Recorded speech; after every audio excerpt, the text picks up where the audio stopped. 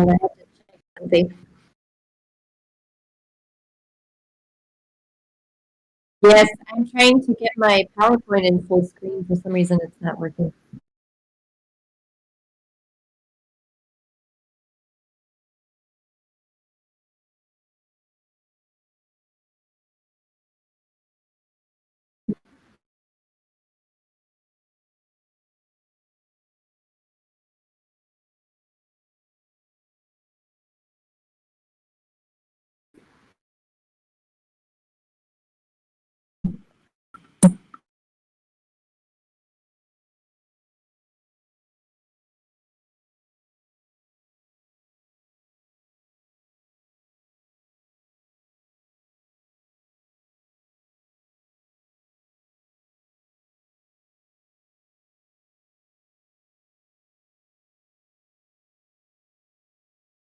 No, I'm having one issue with my PowerPoint that it's not going to full screen. It's actually kind of annoying. Let me, do I have 1 second or should I just, I can just do it.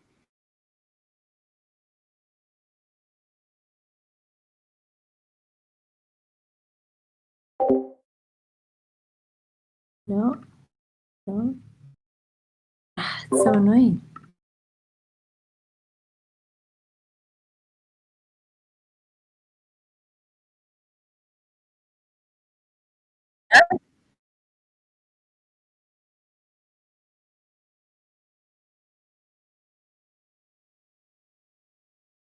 I mean, I think I had it recently that my computer didn't go to full screen, and I maybe have maybe I need to update my PowerPoint. I can also try to make it a PDF. Anyway, I'm just gonna let it go. I think it's probably okay. If you see my other slide.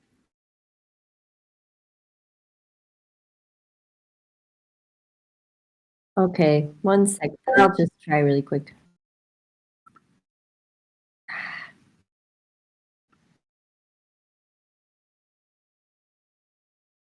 Mm.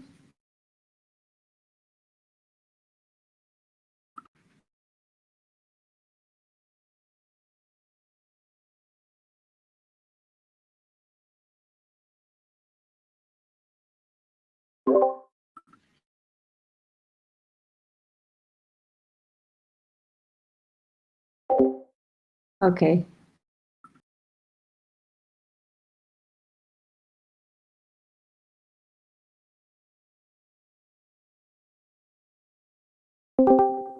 Hmm.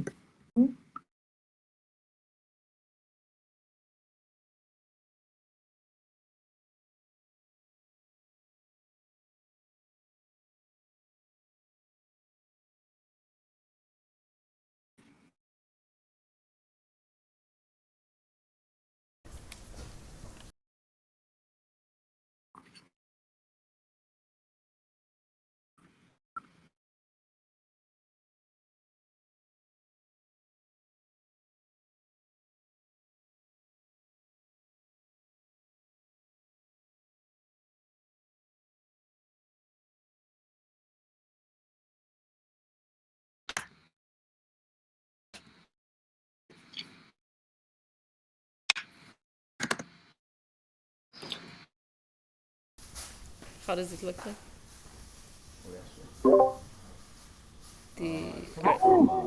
How does it look like? There is like Liam here is saying that maybe you can try F11. Some platforms kind of make it full screen. I think like something's wrong with my PowerPoint. Like now I'm getting an error, like a crazy error. So I'm just closing it and I'm just gonna not try. Because Yeah. for some reason it's not working. I don't know. I got like a funny, funny error. Okay. Oh, maybe I'm just quitting everything else too. Sorry. I thought that I was more prepared. Ah, come on, don't worry. It's really like we're super chillaxed. We're the chillaxed. Cool.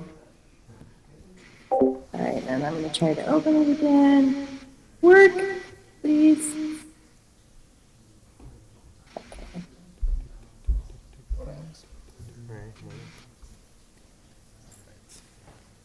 Is the PowerPoint tool now kind of making problems? Yes, it's my PowerPoint. So it's But not screen share, but even the program itself.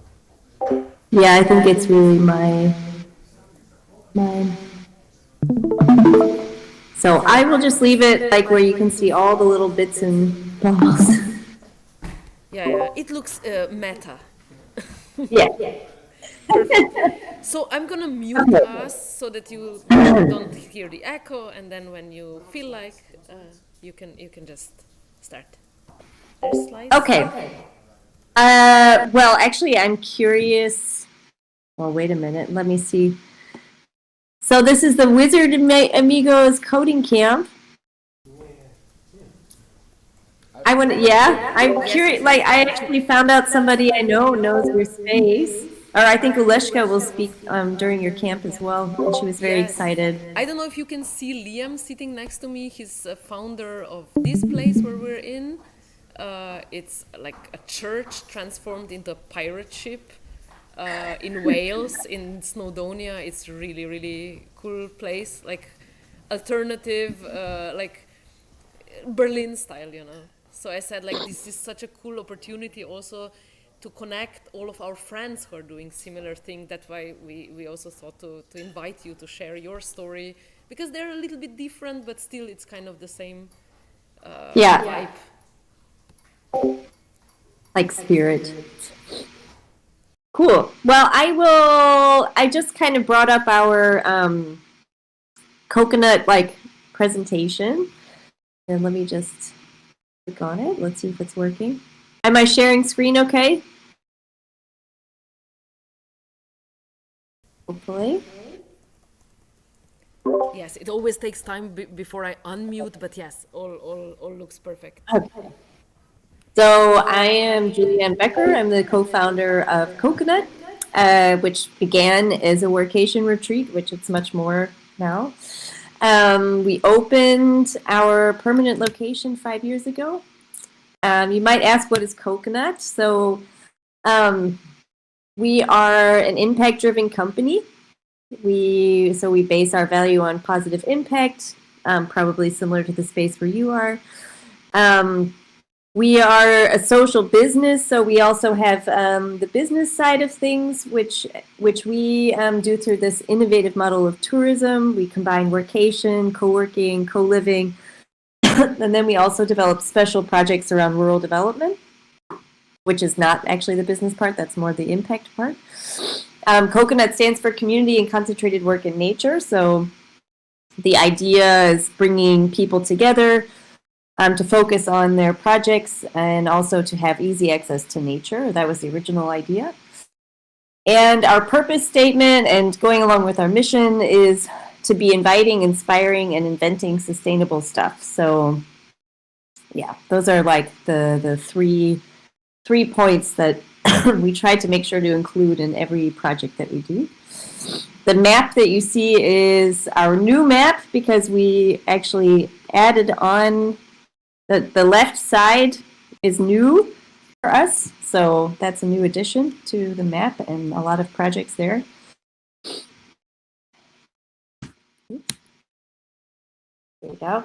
A little history. We actually began working on the project 10 years ago with me and Janos starting the company. Excuse me. The original idea was to create this place in the countryside for people from the city to get away from the city and spend more time outside of the city. We created a founding team. We looked for 2 years for a place. We found the place in 2014, actually, and then we spent a few months getting the place ready in 2015. Actually, that's where Nina and Alex came out. To be at our first location. We actually funded the first pilot with a crowdfunding campaign and by working with over 50 volunteers to get the place ready. And then we were open for a month and 150 people attended. but we were never able to solve the internet problem. So that was a thing.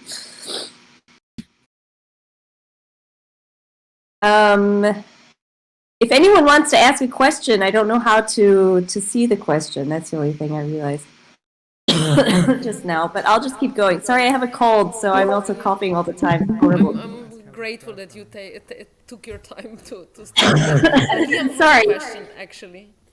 I realize when I'm talking, it comes out, but okay, I'm going to keep going. Wait, we have a question. How did the crowdfunding campaign go, and who were the backers generally, and how many? The crowdfunding campaign was a huge amount of work. Most of the backers were people that we already knew, especially bigger ones. So we had like friends and family, which is kind of a secret of a lot of crowdfunding campaigns unless they go viral. And to get a viral campaign, it's like, I don't think you can really plan on having a viral campaign. It's kind of about luck and usually about products. So for something like our project, it was really about tapping into people that we know. And then we did have people that we didn't know that bought into it. And we gave them most of the the things that people got for donating or like supporting the campaign was like overnight stay or vouchers. So it was also a way for us sort of to test our business case. Excuse me. But to be honest, it was like really a lot of work, and then we still didn't quite, I like another secret of crowdfunding is like we almost made it, and then we put in the last like I think 1,000 euros or something to get it over the hump, to be honest. But I think most crowdfunding people might tell you the same story. Yeah. So I don't know. We looked at a lot of different different platforms. This was a while ago now too, but it was complicated for us. We were trying to raise money internationally, so in different countries that became complicated. But I think actually payments are easier now than they were in the past, like 7 years ago when we were doing it. Yeah, but I really spent a lot of time looking at all the different platforms and getting to know them. The one that we picked, I chose because they had a really good support. They were local, and I could be in touch with them, and they were super supportive in setting it up. We did have some hiccups along the way, so we had some technical problems, and then they weren't as helpful as they had been in setting it up, but everything worked out in the end.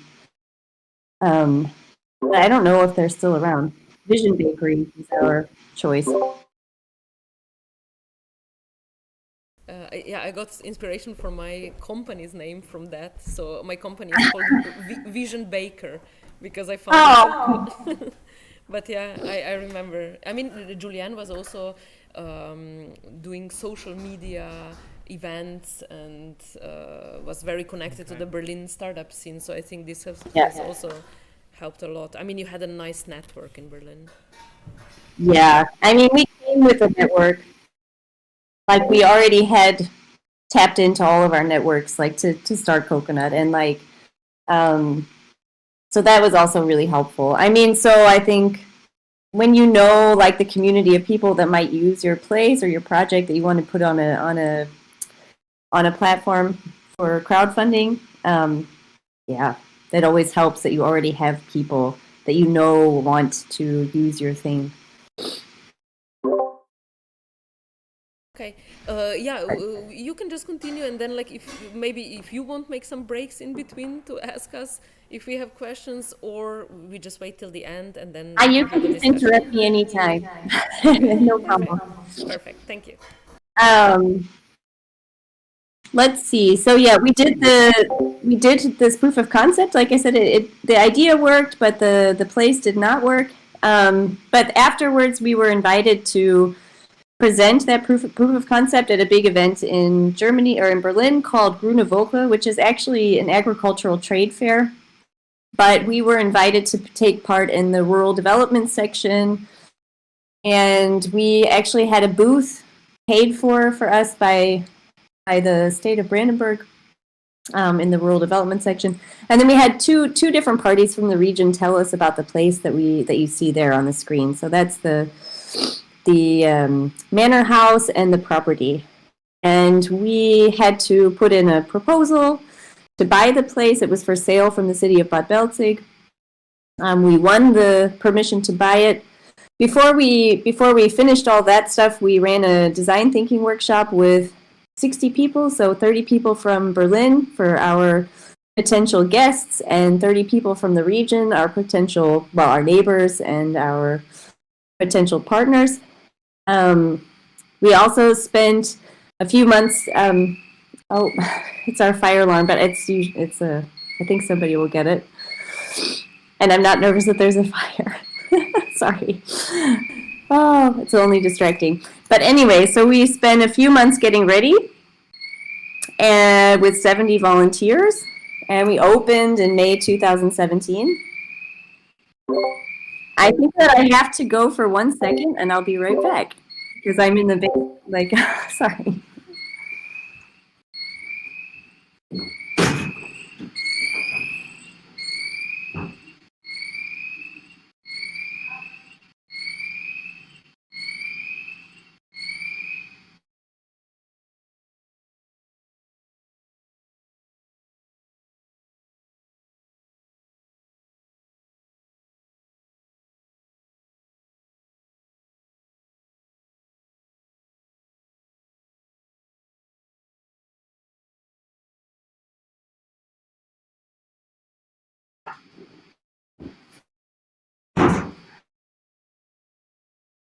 Oh my gosh, that's embarrassing. But so I'm back.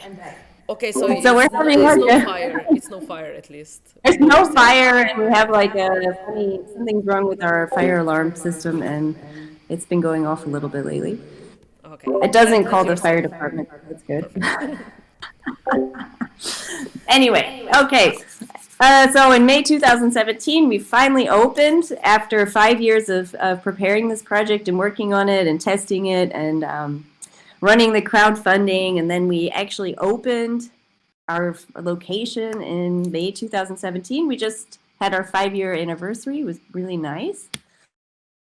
Since then, we've hosted more than 30,000 guests. That's through the Workation, co-living, and co-working. And guests pay between 0 to 120 euros per night, and that includes, and that's with our current prices. So we actually have had to raise our prices and because of all kinds of stuff. But that's our current pricing. It includes food, sleeping, workspace, and a lot more, obviously. And the 0 is for people who exchange time. So we tried to make a model, and there's everything in between too. So it's not that it just is 0 or 120, but we tried to make a model that makes it accessible for all people, and also that the people who can afford it will subsidize the people who don't have a lot of funds but could still benefit from using this space. We support from the beginning. Like we invited our local, our neighbors to be a part of vision building, and since the beginning we also wanted to support the development of local businesses. Our first partnerships were with yoga instructors and massage therapists. We had a juice making company, but the juice making company hasn't made it. They were only running for a couple of years, but long story short, it didn't work out, but still, we hosted them here on site, and they juiced our apples, and it was really fun. But yeah. Anyway, and then we also have the Milan Cafe, which is a collective of local artists, and they sell their arts and crafts, and they also have a little cafe in our back barn. We also work really close with our neighbors. So we are in a village of less than 100 people. But we are trying to be as active as we can in our very local community. We host the local firefighters. They don't have that fire truck anymore. It's very cute, but they got a new modern one, but that's okay. We host the local voting station. We host the village festival, which is really just for the village and whichever guests are on site. We don't invite all of our bigger community to that. It's really for the village. and we host village association events, and we work with them more and more. From the beginning was really amazing. We were recognized already in 2017 for bringing new demographics to the region. That was a surprise and really cool. We had only been running for a few months and already got some attention, which was really cool. In 2018, we started to really expand our impact work, and we initiated the founding of the Smart Village Association, which is a nonprofit association used as an umbrella for creative rural development projects. So already in 2018, you can see all the different projects that we're starting.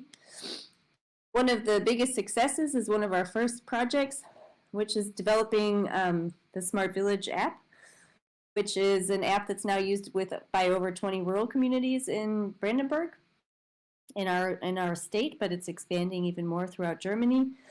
And the app kind of works as a way for visitors to discover the place, the different activities that are happening, and local people to also discover what's happening in their own towns. But it also has public services, so boring but important things like when the trash will be picked up. We hope that there'll be some mobility features coming soon in the future, and also that the app will be used for public services, such as registration and different things like that, which are actually difficult to access in the countryside if you don't have a car. So we're trying to work on different types of helping people with different types of mobility issues, either through technology or through actual mobility projects. We also are attracting new communities.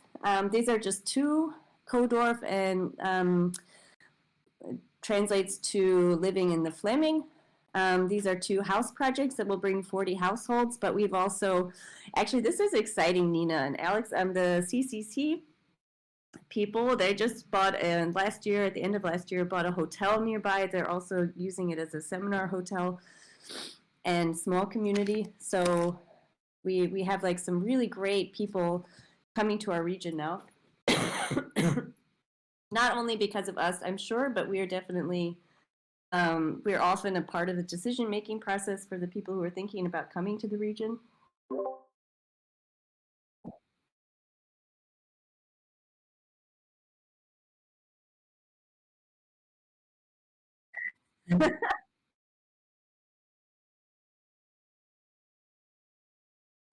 Yeah, you guys were really there at the at the really beginning. Oh my God.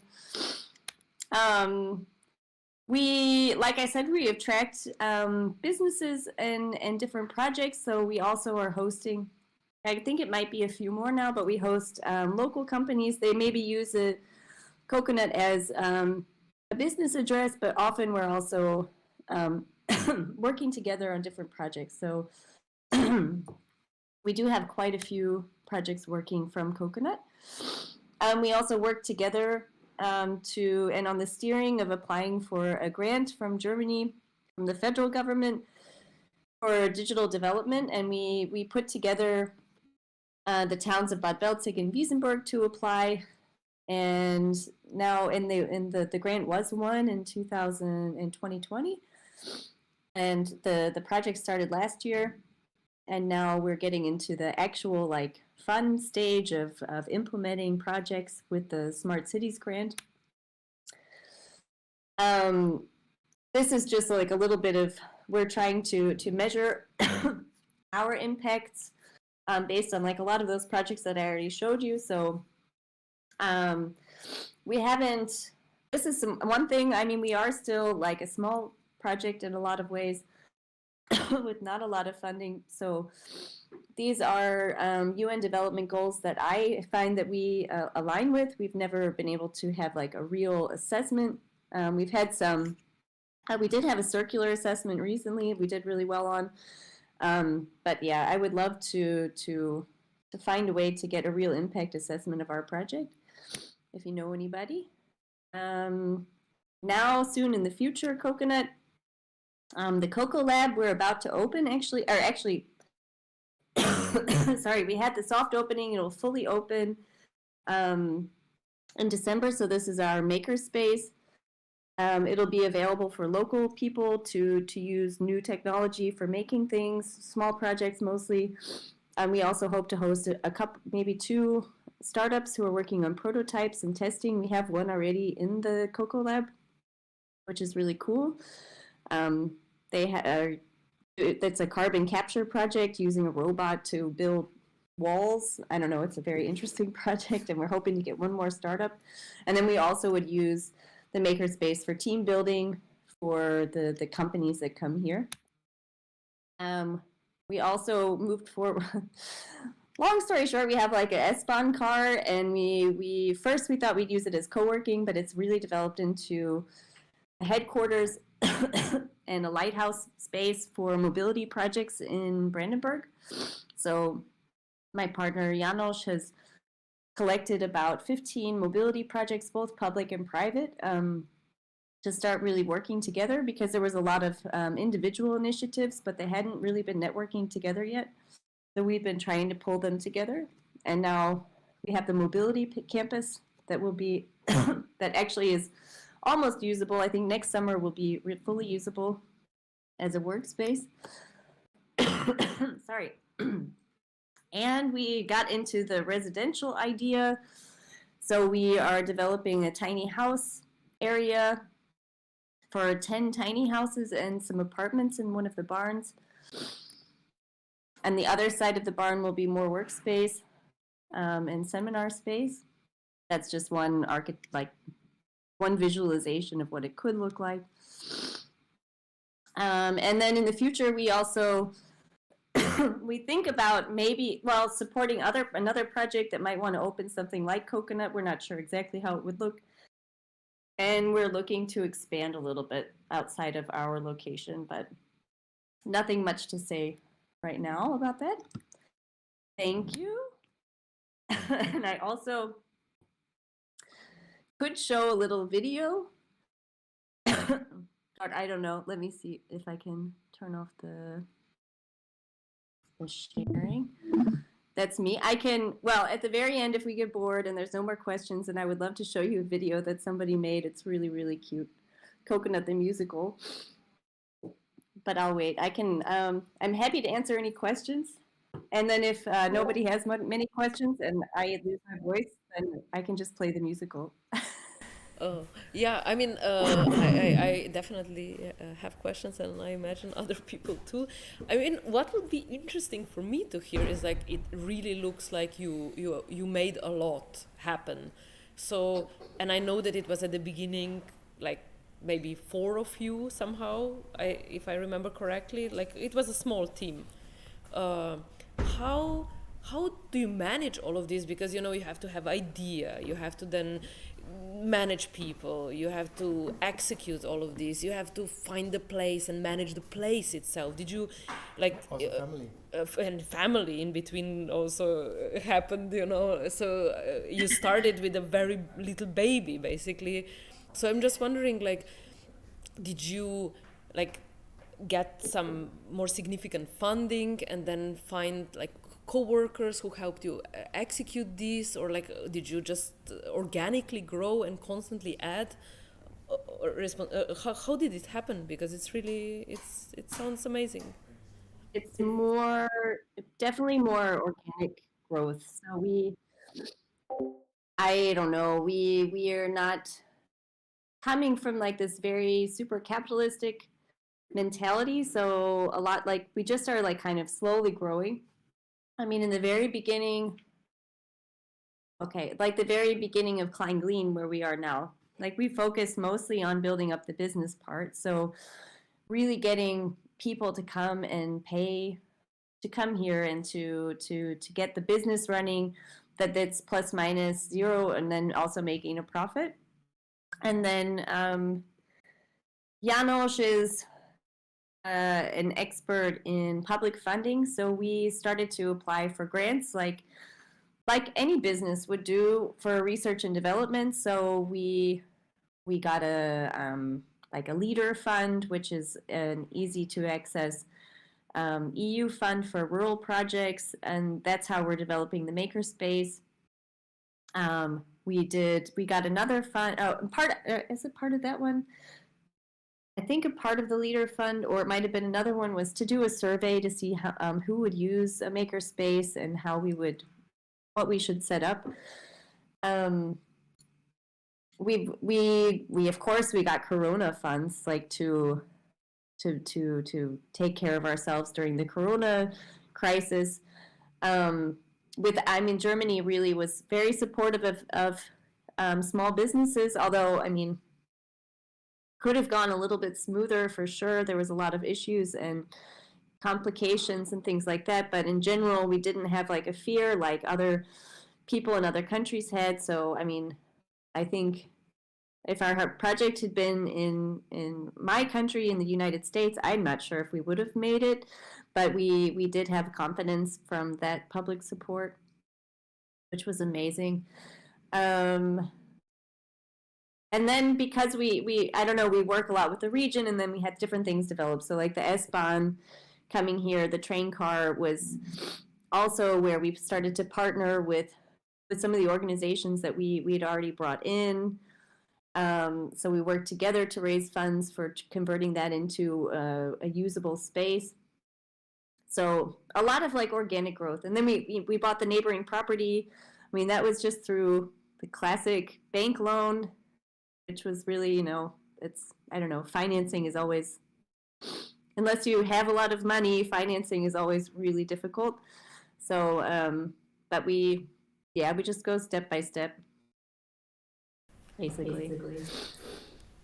Cool. And I think the region that we are in now, like what we hadn't been looking for, what I always recommend to people is to really consider the region that you're about to work in. If you're in a country where there's a supportive public sector, which is not everybody's situation, but like if you are in a country where there is public funding and when public support can be a benefit to you, definitely try to find a region that is looking for new ideas, because like that's what happened in this area. Like they already were very open to a new project. The place where we did our proof of concept, if we had stayed there, we would have been fighting with the public sector. Like they didn't understand anything that we were talking about or doing.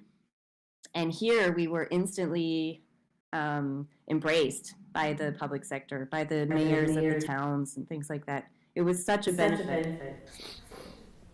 I have a question. First of all, it looks really great. I visited a few years ago, actually, just sort of passing through. So nice to see it again.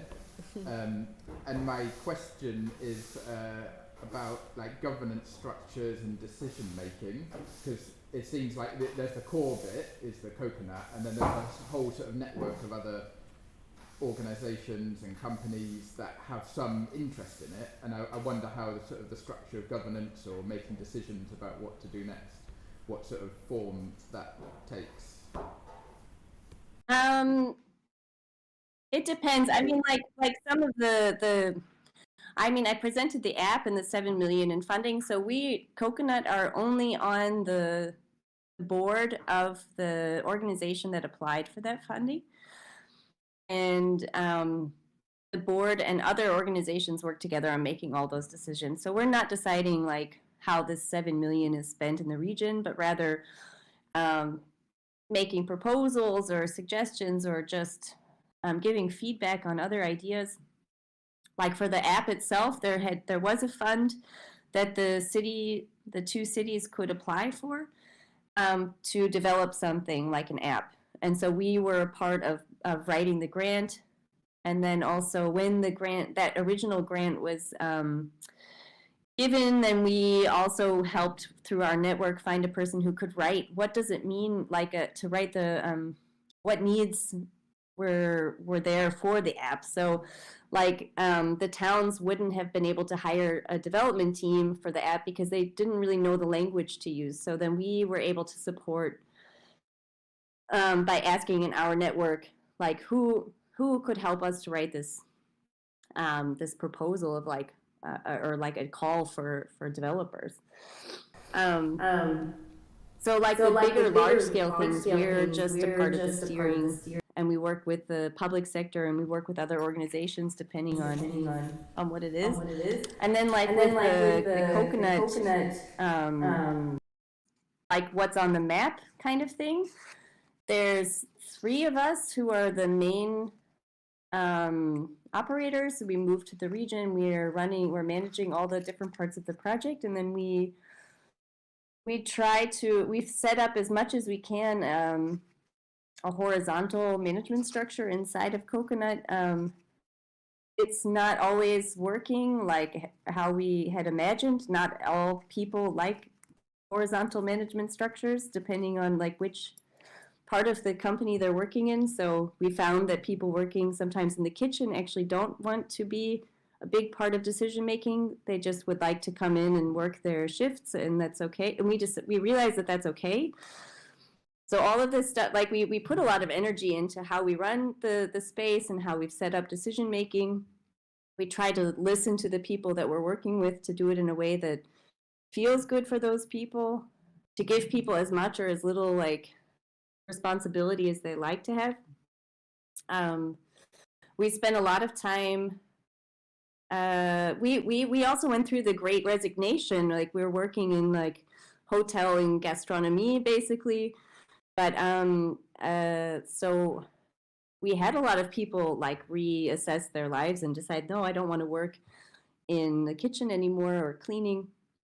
And then I started to initiate this real development of our employee value proposition, and writing down like all of the benefits that we actually do offer, and also writing down our code of conduct and our diversity and inclusion statements, and putting a lot of like effort into showing the true spirit of what we want our project to be. And like right now, we are one of the very few tourism companies or hotel. We're not a hotel, but like a hotel, that we're not experiencing this problem with employees. Actually, we're getting more requests than we can fill. Like we have more requests for working here than we have positions to fill, which is like makes me know that we're doing something right, because that is not a problem that other people have, and it's really cool. I don't know if that's answering your question. Like in the bigger projects, we're not at all making decisions on our own. We're working with a lot of people, and then within our own project, we have like different ways that we do it depending on the project. Thanks. That was really interesting and helpful. Yeah. Does anyone else have any questions? Okay. What would be maybe the biggest kind of strategic challenges you've had to face in this time? Like, what time did you feel was the most challenging? What did it take to break through? The most challenging, sorry, I'm hearing the echo again. I can say the most challenging time actually was when we left the proof of concept location in the whole project, because that was like, I don't know, that was very challenging. Like we had put a lot of energy in there, and we actually thought that we would stay there. And then when we decided not to work there, that was a huge blow to everyone in the project. In fact, it was, it meant also the separation of half the team. So there was 4 of us in the original team. And when we left that property and found this place where we are now, there was about 1.5 years in between. And in that time, 2 of the team people had gone back to their old work and decided actually not to continue with our project. That was quite challenging. And then we very quickly, within just a few months, had to build a new team, and which we were able to do. Financing was at that point also a huge challenge, and one that we were only able to, like for us, I truly believe the only reason that we could get our bank to approve our loan was because we went ahead and opened before the loan was all the way approved. So we did all of our renovations and work before we owned the building, and we could prove that people were paying us to come here and like to do this new, like at the time was really a new idea. Like they still 5 years ago couldn't believe that people, like they really didn't understand why people would pay to come and work. So that was like a weird thing that we had to deal with. And then over time, like we're also quite active. So we also like we have this purpose statement because we realize we also need to guide ourselves and like, you know, we can't just do everything. And then we needed something to help us guide like how we're making decisions on new projects. So yeah, we also are checking our capacities often. That's its own thing, and that's like a constant battle, I think. Do you have any more? Yeah. How have you found working with volunteers? Do you still do that a lot, and do you have a dedicated person that kind of communicates with them? Have you had challenges with that? How's that experience been? We do that. I am the person. So our exchange, which is what we call it, we so many things. Actually, it was not something we had planned in the beginning. So just in the development phase, we were inviting friends and people in the network and the greater network, and also like Nina and Alex came out, you know, to help us like paint and renovate. And then we opened, and then it was like we actually had no plans to have anyone working with us without getting paid. And then we started to get approached by people, and people would tell us, hey, you are definitely a project that could host exchange people. And so we started to really develop it. And now in the last 5 years, I just did a number for our birthday, like that we had hosted over 300 people in the 5 years as part of an exchange where people work 20 hours on our project and in exchange for using all of the facilities, free room and board. So they get 3 meals a day. They get a shared bedroom in the team house. They get special rates on different services and really access to like this amazing community that we have. And I'm doing it. It's like one of my projects. So I'm like always behind on answering my emails, but I do. And then now we have people booked in till the end of the year and even the beginning of next year coming. Most people, if they're a bit more free with their time, if they're actual like remote workers, or if they have a European passport, which makes it easier, they will usually end up staying. So we've had many people stay for 6 months, but also over a year. People will just extend because the relationship is working so well, which is really, really cool. And many people are working on their degrees, or they're working remotely, or they're just trying to figure out exactly what their next steps are, but they bring a lot to the table, so it's really cool. And we're in the countryside, so also I think that we don't have issues that some projects have where like people have to really decide they want to come here. If we were in Berlin, they would probably decide to go to the city of Berlin, and then the people who come here know what we are, that we're a quiet place in the countryside, and that's actually what they're looking for. So we also have a pretty easy time with our the people that we're working with, and I've only had to ask, I think, 2 people to leave in the whole time, like in the last 5 years, and that's, I think, a pretty good I don't know, number, like when we've hosted more than 300 people. Wait, there's a question in the chat. Just quickly. So what does the offer to them look like in terms of how much volunteering they do, and how many do you have at any one time compared to people staying and paying to stay? We have room for about a little bit more than 50 guests, paid guests, and we have room for 10 to 12 people in the exchange. And we're usually hosting between 10 and 12 people. And exchange 20 hours of time with us, and then the rest of the time is theirs. Just a second. And I never go over the time. And if we have a need for more time, then we always pay the extra time. So it's a really clear relationship. Any more question? Nick, did you? Oh, just 20 hours of work for how long of staying? That's what I just missed, the detail. Oh, that's 20 hours per week. Yeah. And then it's for 7 days. I mean, it's so they should commit to 1 month. And in that first week, they have training shifts and like that. So we have certain.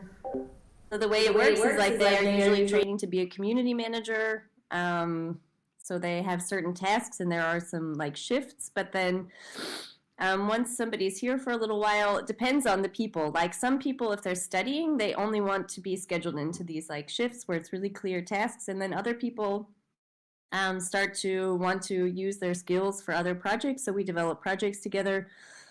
So some people will use that time for doing social media. Some people will build something. We've had people like make videos. We've had people, I don't know, do really creative building projects, painting, gardening, all kinds of things. But what they usually agree to come to is to do the community management, and then we see what happens. Just a second. And some people have been hired, so we actually have hired people out of the team, and like they've been a part of the project for years now. And then they're out of exchange, like they're not living here anymore, but they're working and a part of the team, the paid team. I see that we have like 10 more minutes left for our next talk, so I would just ask one last question that we got in the chat. And this is like, do you have like some special conflict resolution policy, and like what is your policy on dealing with difficult people? Like how do you handle situations when it, I mean, you said that it's been only twice that you had to ask people to leave, but like in general, probably there are some difficult people or difficult situations. So how do you deal with this in such a big group of people living together and changing all the time? I mean, so I've only gotten to the point where I've had to ask 2 people to go, and there was significant things going on with them. I've had conflicts in the group. I would start by saying that what we created is a temporary community, so we don't have a lot of problems that a lot of more permanent communities have. And in fact, the bigger problems that we have are with people who stay for a longer period of time because they have more invested. So they have time to get like more annoyed with certain things and whatever. The people who only stay for a month, like it's not really a big deal because they're going somewhere else. And then with our guests that pay, we don't often have guests who pay and stay more than 2 months. So we also don't have a lot of issues with paid guests.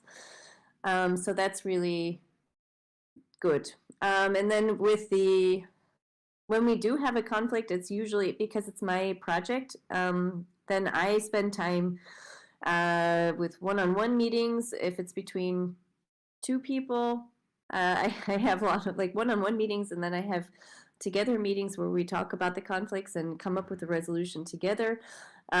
Because of some of the conflicts that came up is also why we prepared the code of conduct. I'm very happy about it. It definitely helped one person not come here, and I was really happy that I didn't have to deal with them here on site because it wouldn't have been very nice. So that's definitely cool. I also have one person in the exchange team who acts as a representative for the people. So I meet with that person on a very regular basis to make sure everybody's feeling comfortable, that they have all the things that they need to feel good. And they also can tell me if there's conflicts kind of arising in the team house, and then I know about it, and I can we talk about if I need to get involved and have like this one-on-one mediation things or not. yeah, so those are some of the structures. We also have a weekly meeting, so we have every week we have a residence meeting. That's everyone who's living and working together on site. Because there's also a few paid people who also live here. We meet once a week, also just to make sure everybody's. Usually, it's just a check-in to see if everyone's feeling okay, and also to let the others know when they're not feeling okay. That it has nothing to do with the other people, just themselves, or if they are really happy, they can share it. So we also have that structure, and then sometimes the little kind of like shared living things will come out, like, oh, it's not clean enough in the kitchen, and then we find ways that they can deal with that. And usually they come up with the solutions to problems like that on their own in the house. And I don't usually have to get so involved. Usually the person who's the representative will like take the lead on those kind of smaller issues. That sounds very cool approach. I like this idea of this representative, because sometimes people have problems with, telling to their boss or something, in this sense, the problems that they are facing. And then like if you have this kind of buffer, but it's a known buffer, so it doesn't then create all this gossiping and stuff like that, but it goes like more professionally through this kind of representative. It feels like a little union. I mean, it's good, but it's also like, I realized at some point, like, I'm very busy, and then I was missing when people were having little things, like they needed something repaired in their room, and I was just not able to hear all the needs, like, so, and they're important. So I wanted to make sure this was our solution. Like it also came from people living in that space, that we came up with a solution of having this representative that when they have like those small things, that they can really go to that person, and then I can problem solve if I need to, or they usually can figure it out as well. So yeah, it's really right now, I think we have a very, like, it's kind of evolved a lot, and it's a nice system that works for us because we have this temporary community. I think that if you have a more permanent community, you have to do more of these sort of organizational things. But Yes. yeah. Makes sense. One just last thing. Is there like a knowledge that you gather that is open sourced or somehow available for other communities that are like, maybe a little bit behind with this development and would like to learn from you? Is any of this? Or is there a plan? Is there a plan? It's so complicated to keep. I mean, we're really trying to get it all organized for ourselves. No, we don't. I don't know. We have lots of little projects, and like I would love to have like a sort of an accessible thing for how we do community, but I don't have it. I don't have that. But you can come, Nina. You can come and you can help us do that. I know. We've been every time it's birthday or something, we all remember like shit. We should kind of like meet again. So this now was very, very cool teaser. So I think it's time for us to finally come and see what you built. So yeah. But that's actually what one of what we like, that would be a project that we would do as an exchange. So we've developed a lot of things that we use as tools, and they were developed by people who were living here. So, but yeah, I haven't done it yet. So yeah, super, super exciting. I didn't know that you offer also that kind of things, exchanges. So this would definitely be kind of interesting for Wizard Amigos thing, and then because we have these teachings, like workshops that we create for people to learn. So this could be like one of the workshops even that we could create for others to learn from your example. So Julianne, thank you so much for taking time, and yeah. So good. Really, really inspiring. So yeah, we'll stay in touch, we'll connect, Liam and you through this common friend. Vileshka. Yeah, so yes. Say hi to Aleshka when she's speaking. Yeah, She will. Saturday. we'll share with you. We were a co-founding member of her project that she'll speak. Well, I think she's speaking about the Network for Future Spaces, right? No, a uni? Is that? Oh, calling I'm it speaking uni. about her space. Okay, cool. Yeah. Haha, cool. I don't even know anything yet. And I think we're exploring collaboration together with Astral Ship. Cool. Nice. Sweet. Thank you once again, Julianne. And yeah, hopefully we see you soon. Yeah, I hope each other too. I see you online all the time. Thank you.